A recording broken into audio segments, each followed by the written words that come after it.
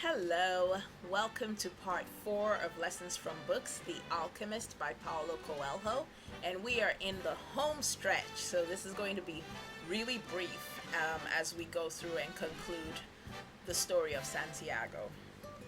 So they move on. The tribal chief provides an escort to accompany them.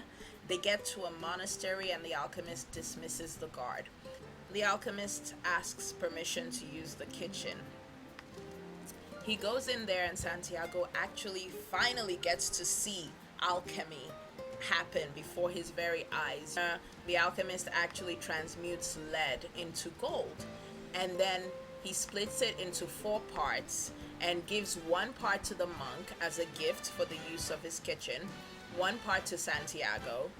He keeps a 3rd part of it, and then he gives a 4th part again to the monk for Santiago, he should ever need it. When he gives the monk 1 part of it as a gift, the monk says, "Wow, this is way too much." And the alchemist replies, "Don't say that, because the universe might be listening and not give you anything else." When Santiago also says, "Wow, this is way more than the gold I lost," the alchemist tells him that he has lost his fortune twice already, and that it's very likely he will lose it a 3rd time. A cool quote: "No matter what he does, every person on earth plays a central role in the history of the world, and normally he doesn't know it." Santiago continues his journey alone to the pyramids. He's now very close, and he's listening to his heart. He's very much in touch with himself. At one point, he hears his heart tell him to note the place where he's brought to tears. He thinks of Fatima as well, who's waiting for him back at the oasis. And he says, "When you are loved, you can do anything in creation. There is no need to understand what's happening because everything happens within you." He finally comes into view of the pyramids and he's completely captivated by the beauty of the entire scene. He falls to his knees and he begins to just weep profusely. And then he remembers what his heart had told him and begins digging right there where his tears had fallen. He digs for hours and hours and he finds nothing. He finds no gold, but a gang of armed robbers finds him. And then they think that he has treasure and that's why he's digging. So they begin to beat him and force him to continue digging, and this goes on for a long time. Finally, Santiago is bruised, bloody, tired, and he just begins to tell them why he's there in the first place, and he tells them about his dream. Then they beat him some more as a reward and steal the money, the gold he had on him, and eventually decide to leave him. He's like close to being dead. But then the head of the gang comes back and tells him to learn a lesson from this experience and not be so foolish in the future. And then he goes on to tell Santiago, "What do you think would have happened if I had been as foolish as you? Because I kept having this recurring dream that I should go to Andalusia, to Spain, and find this old church with a tree growing out of it, and then I will find my treasure." But that's so strange because Santiago totally recognizes all the details in the dream, because this is an old church with boarded up windows that he often used to rest at night in with his sheep when he was a sheep herder, when he was a shepherd.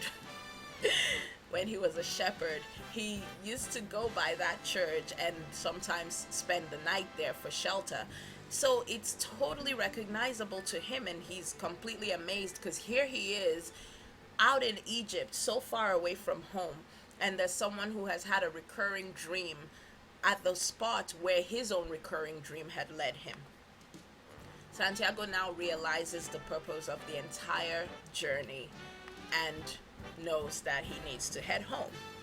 So here's a quote: "The boy told himself that on the way toward realizing his own personal legend, he had learned all he needed to know and had experienced everything he might have dreamed of." That's amazing. So he returns to Andalusia. Well, first he goes back to the monastery where Thanks to the alchemist's foresight and generosity, there is money waiting for him with the monk. The monk gives it to him and laughs to see him all beaten up and tattered, and he continues his journey.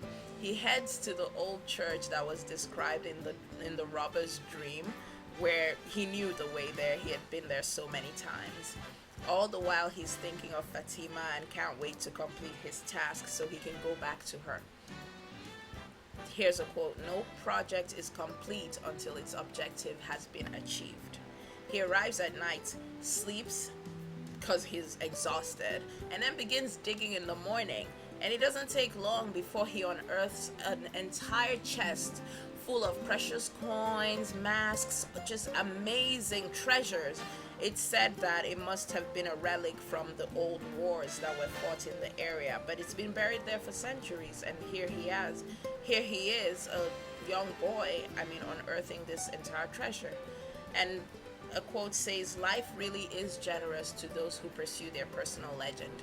Because all the while, this treasure had been under Santiago's nose, but he never would have found it if he had not made the journey and made the attempt to pursue his destiny. Oh, here's my biggest lesson from The Alchemist. By the time you find it, you may no longer need it. And this is very true, because Santiago doesn't really need treasure. He has learned a million ways that he could make money. He has made money several times over and lost it several times over. And now he has wealth that could last him and his, generations for a very long time. So when you go looking for something, whatever it is that you feel like you're seeking today, don't forget that it's really about the journey. As you journey on towards your destiny, the things that will unfold, the things that you will learn, the adventures that you will take, that's what it's all about. With love, I am Dia Dalton. Please comment, like, and share, and I'll be putting up videos of lessons from other books. Bye!